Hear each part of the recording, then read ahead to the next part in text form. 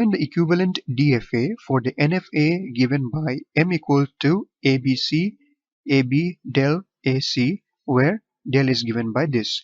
So what is the meaning of this?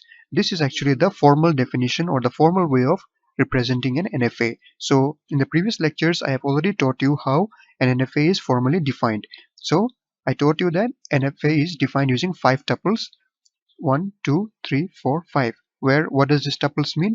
This tuples means that this first one, A, B, C are the states. We have 3 states A, B, C, and then the second tuple is the inputs, which are A and B, and then we have a transition function del, and then this A shows that this is the starting state or the initial state, and this C is the final state or the accepting state. And here del, the transition function del, is defined by this table over here.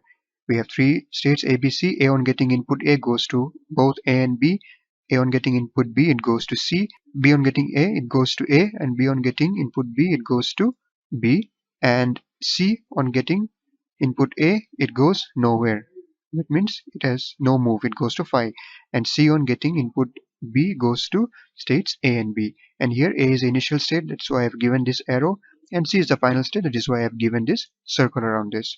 So before we proceed, let us just draw the state diagram for this NFA.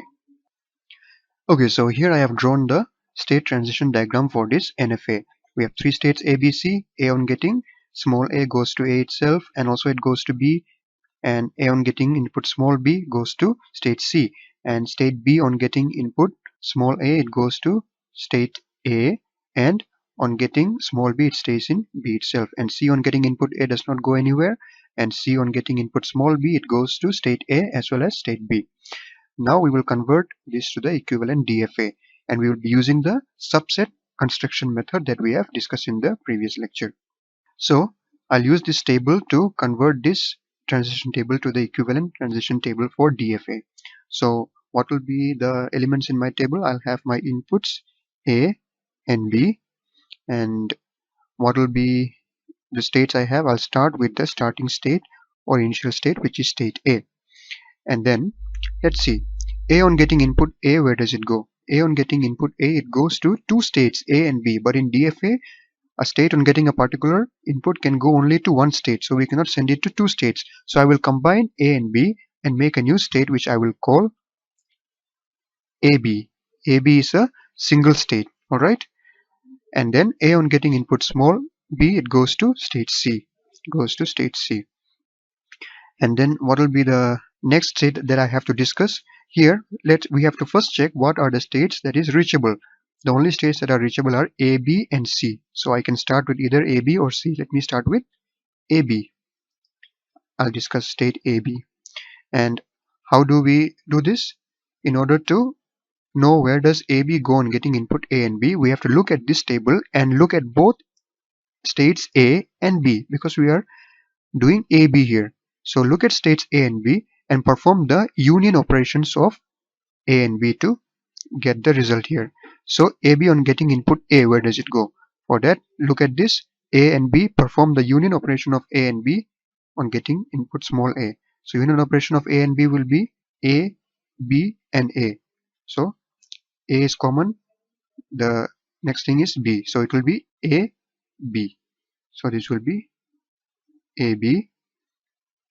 And when getting input B, where will it go? Perform the union of this, union of B and C. So it will be BC, capital BC.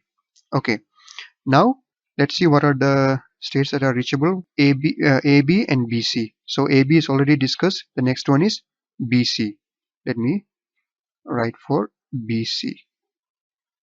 BC. So how do we do for BC? Look at this table and perform the union operation of B and C. So on getting input A, union of B and C is A and phi. That means just A, right? Just A. And then on getting input B, what happens?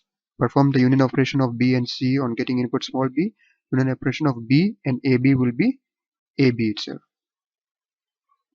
AB. Okay. Now, what are the states reachable from here? A and AB. A is already discussed. AB is also already discussed. And what is remaining that we have not discussed? We have not discussed state C. So let us write for state C. So in state C, when state C gets input A, it goes nowhere. But in a DFA, we cannot leave a state like that. We have to mention where a state will go when it gets a particular input. We have to send it somewhere. So in this NFA, it goes to phi. So phi in DFA is equivalent to a dead state. So I will make a new state here, which I will call D, where D will be my dead state. Okay. And C on getting input B, where does it go? It goes to both A and B. So I cannot send it to both A and B. I have to combine AB and make a new state called AB. So we have already made that new state AB here. So I'll send it to AB. Okay. And now is it complete? It is not complete. Why? Because I have mentioned about a new state called D here, which is the dead state. And I have to also write what happens to the dead state in order to make the DFA complete. So let me mention for D, state D. D on getting input A and B, where does it go? We know that dead state, in a dead state, whenever any input comes, it has to stay in the dead state and it just gets trapped in the dead state. So whatever comes to the dead state has to stay in the dead state. So in dead state D, whether we get input A or B, it stays in the dead state itself. D. Now my table is complete. But here we have mentioned what is the initial state, but we did not mention what is the final state. So what would be my final states among these states? So we see that in the NFA, C was the final state. So in DFA, what will be the final state? In NFA, since C was the final state, I have to make all the states that contains C in this DFA as final states. So I see that here in BC there is C and here there is C. So both of these states should be my final states. So I'll put a circle around them, around both of them, indicating that both these are the final states. Okay, now we have made the transition table. Now let us try to draw the transition diagram for this DFA. So let me start with my starting state A. A is my starting state, and A on getting input small a, it goes to state AB. Here I'll mention state AB here. Alright, A will go to this AB on getting input small a, and A on getting input small b, it goes to state C. So I'll make another state here called state C, and we have to note that state C is a final state, so I have to put two circles around state C. Okay, A on getting what input does it go to state C? On getting input small b. A on getting input small b, it goes to state C. Okay, now coming to state AB. AB on getting input small a, it stays in AB itself. Stays in AB itself on getting input small a. And AB on getting input small b, it goes to state BC. So I have to make a new state BC here. BC. And we have to note that BC is also a final state. So we have to put two circles around it. So AB goes to BC on getting in. AB goes to BC on getting input small b. Getting input small b, it goes to BC. Okay, now we have finished for AB. Now coming to BC.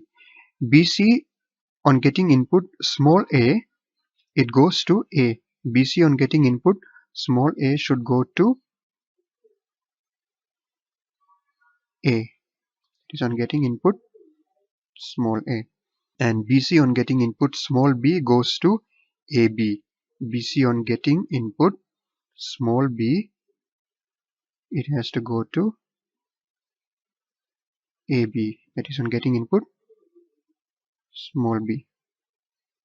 Okay, and we have completed BC. Now coming to state C. C on getting input A goes to D, which is a dead state. So I'll make a dead state over here, which I'll call D. So C on getting input small a goes to D, and C on getting input small b goes to AB. On getting input small b, it goes to AB. And that state, that is D, on getting input A and B, it stays in D itself.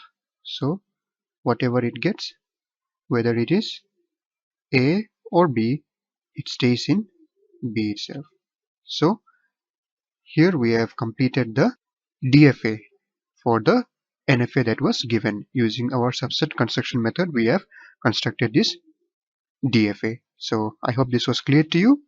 And now if it was clear to you, I would like to give you one assignment, one task. And the assignment will be, try to find out what does this NFA and its equivalent DFA accept. So here in this lecture we have discussed about this NFA and we have designed its equivalent DFA. Now your task will be to find out what this NFA and this DFA accepts. We did not mention what kind of strings or what is this DFA and NFA doing. What is its task? What is it actually accepting? What kind of strings is it actually accepting? So try to find out what this example that we have discussed accepts and try to leave your answer in the comment section.